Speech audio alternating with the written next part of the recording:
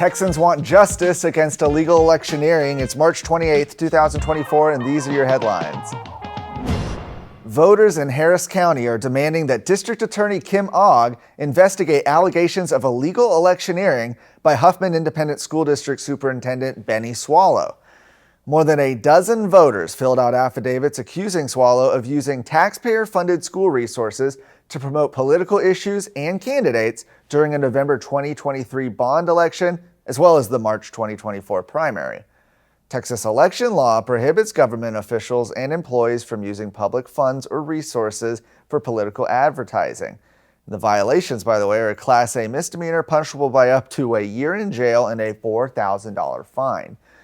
The Liberty Justice Center submitted the affidavits to Ogg on Thursday, along with a letter demanding an investigation of Swallow's election interference. State law requires that the district attorney's office investigate allegations of criminal conduct in an election if two or more voters submit affidavits. In this case, you have more than that. Last month, Liberty Justice Center helped voters in Denton County file affidavits with District Attorney Paul Johnson, alleging that Denton ISD administrators illegally electioneered during the primaries. Of course, as we reported yesterday, Johnson has failed to respond to Texas Court Guard's repeated inquiries and has not confirmed whether or not his office has initiated an investigation. Attorney General Ken Paxton's office has filed a similar lawsuit against Huffman ISD. Texans regularly report school electioneering, but no government school official has ever been criminally prosecuted. A 29-year-old Venezuelan national who is a member of the Tren de Aragua gang was arrested in Chicago on March 11th after crossing illegally in Texas.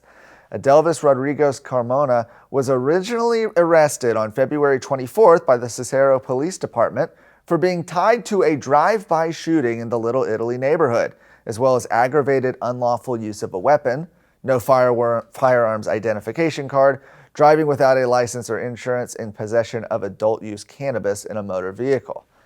However, he was then released before being arrested again, this time by Chicago enforcement in removal operations. Now, Tren de Aragua is a transnational criminal organization that began as a prison gang. Its criminal portfolio in Venezuela, according to Insight Crime, includes extortion, kidnapping, human trafficking, migrant smuggling, contraband, illegal mining, retail, drug trafficking, cybercrime, and theft. A statement from the U.S. Immigration and Customs Enforcement reports that Rodriguez Carmona is currently awaiting immigration removal proceedings at the Dodge County Detention Facility in Juneau, Wisconsin. Border Patrol first encountered Rodriguez Carmona near Eagle Pass, right here in Texas, back in July of 2022. But he wasn't issued a final order of removal until a year later.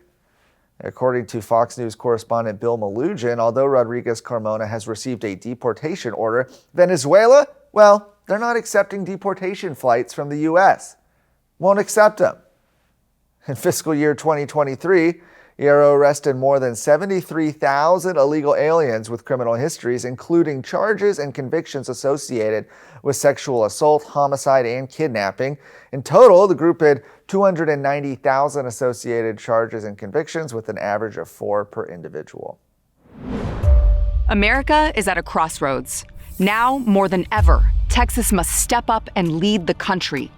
We don't have time to mess around. The only way to save America is with a strong Texas.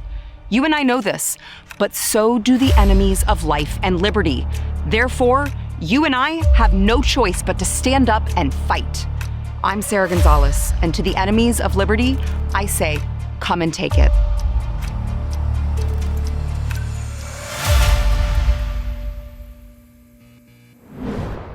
Governor Greg Abbott has ordered public universities and colleges to update their free speech policies to include appropriate punishments for anti-Semitic rhetoric on campus. Abbott's executive order addresses the rise in anti-Semitism on university campuses following the October 7th terrorist attacks by Hamas on Israel that left over 1,200 innocent civilians dead, including approximately 30 Americans. Among its other provisions, the order directs all public higher education institutions within Texas to review and update free speech policies to address the sharp rise in anti-Semitic speech and acts on university campuses, and establish appropriate punishments, including expulsion from the institution. They are also asked to ensure that these policies are being enforced on campuses and that groups such as the Palestine Solidarity Committee and Students for Justice in Palestine are disciplined for violating these policies, including the definition of anti-Semitism in their policies adopted by the state of Texas in Section 448 of the Texas Government Code, in university free speech policies to guide university personnel and students on what constitutes anti-Semitic speech. Additionally, the chair of the Board of Regents for each state university system will be required to report all progress towards these directives to the office of the governor within 90 days. The reports are to include documentation verifying speech policy updates and enforcement protocols on campuses. We're going to be off tomorrow for Good Friday. I hope everybody has a blessed Easter weekend. And remember, you can catch all of the latest news, all of the latest stories at texasscorecard.com.